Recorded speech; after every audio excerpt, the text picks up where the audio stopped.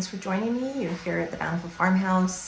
Today I'm going to be making some strawberry jam. I'm going to be doing two types of strawberry jams. One's just going to be regular, traditional strawberry jam. The other one's going to be a strawberry and basil jam, using the basil from the garden and also our strawberries from the garden. So I've been picking strawberries all week, and this is what we've got so far. It's a little less than a pound of strawberries. It's not going to be enough to do a full batch, so I've also purchased some strawberries to add to these, but these are ready to be used. They've been sitting in the fridge for about the week. I started picking, I've been picking all week, and so they've just been sitting in the fridge and they're ready to use up.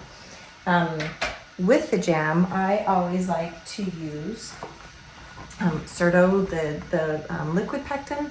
It's just been something I grew up using. It's easy to use, but I will also today be using the powdered pectin for the basil and strawberry jam. It's a recipe that I found. So, and I'll be sharing those recipes with you. For the regular strawberry jam, I'll be following the recipe that comes in the box of Certo. I like that. It's easy. When you get the Certo, the boxes, keep in mind that the blue side is for freezer jam and jelly, and the orange side is for cooked jam and jelly. We're going to be doing cooked jam, and so I'm just going to follow the recipe for the strawberry on that. I like to get everything set up before we get going, so you can see on the stove that I have the water bath canner going, and it's got water in it. I also put a little bit of just white vinegar in it. I like to do that. It helps keep the jars cleaner, so because our water's really hard here in Bountiful. It just makes for a cleaner jar when it comes out. And then I also have on the back burner, the lids are simmering, and then we'll cook into this big pot here. I like to get everything ready as far as the ingredients. So there's 7 cups of sugar that I've measured out.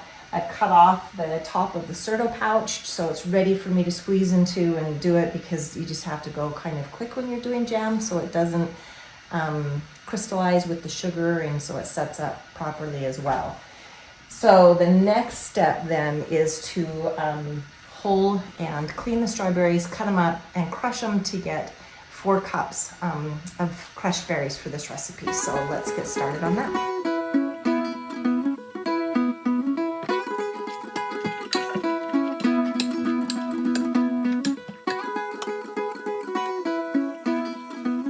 So the fruit's prepared. It took about 3 pounds of strawberries to get 4 cups of crushed berries, and that's about average for most berries that you're working with.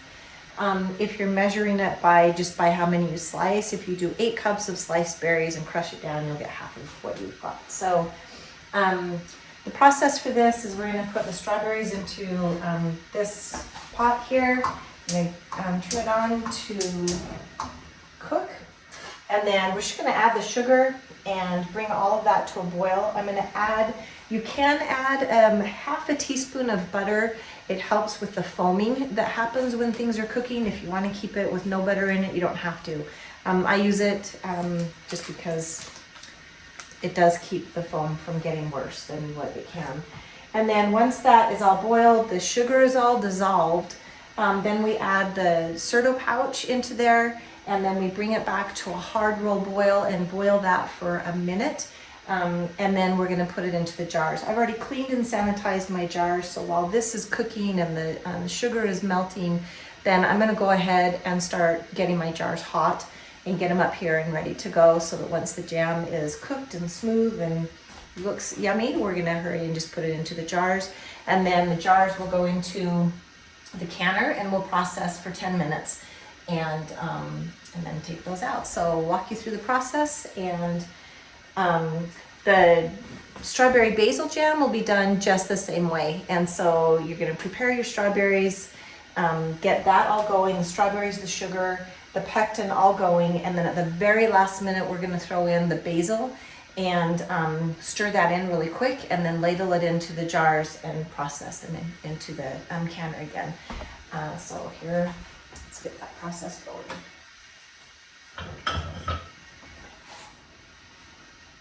And one thing I've learned with the crushed berries, you can use your food processor. I just used a potato masher for this one, and as they cook, I can actually, as they get warm and stuff, I can crush them a little bit more if I want to have it less chunky, I guess. So we're just going to stir the sugar in. I have to apologize. My cameraman is not feeling very well today, and so you're stuck with my camera abilities. And it's just a learning process as we go, getting it all set up and where it needs to be. So hopefully you can see all this. I'm going to add some hot water to the water bath canner. I know that's not going to be enough to cover the jars. It takes a while to heat up.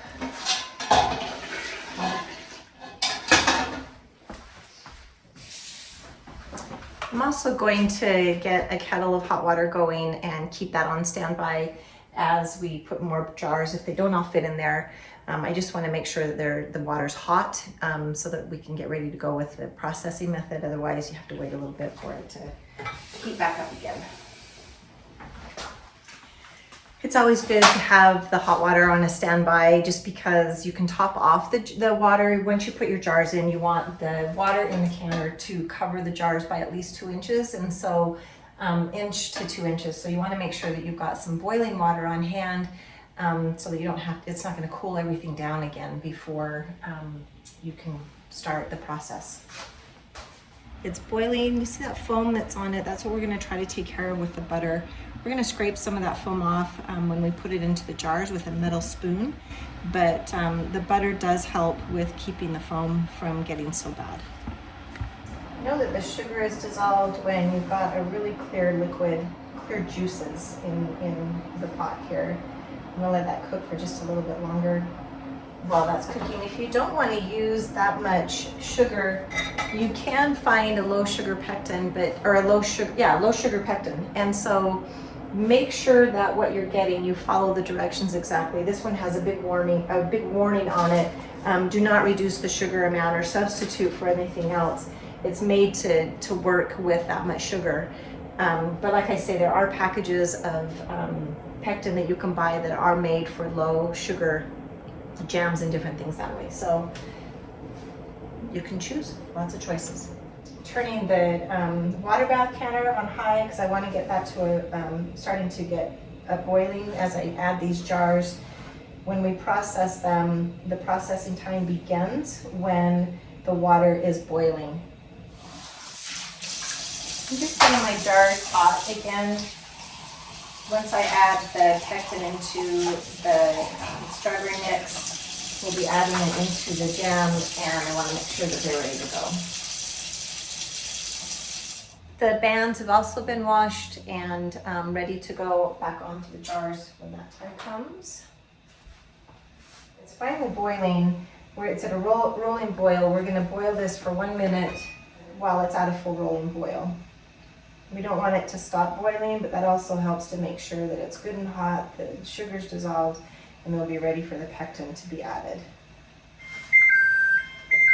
Okay, I'm going to add the pectin in as well. I'm stirring while we're doing that. Usually stops it from boiling, so make sure we get all of it in. Okay, then I'm going to return that to a boil, a full rolling boil again. We're going to stir it for, while it's boiling, we're going to bring it back up and stir it for a minute again.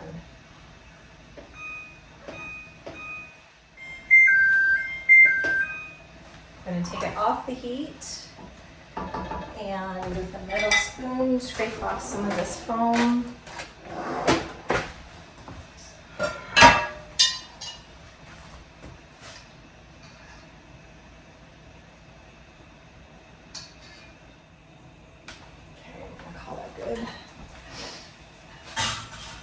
And then we're going to move into our jars. We're going to leave a 1/4 inch headspace for these.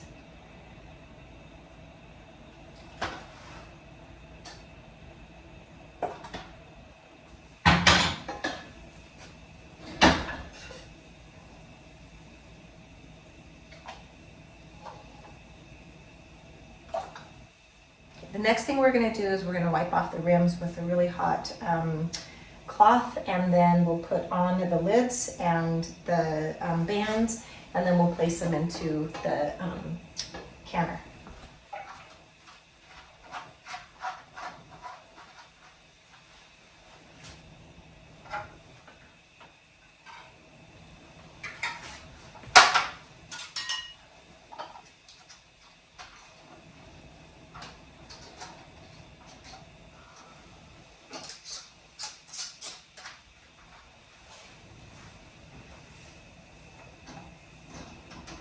Okay, the last of the strawberry basil jam it's just coming out of the canner. It has about 1.5 minutes left, and that wraps it up for our strawberries. But this week's been busy in the garden. I've harvested quite a few things, and so stay tuned for some episodes on beans take 2.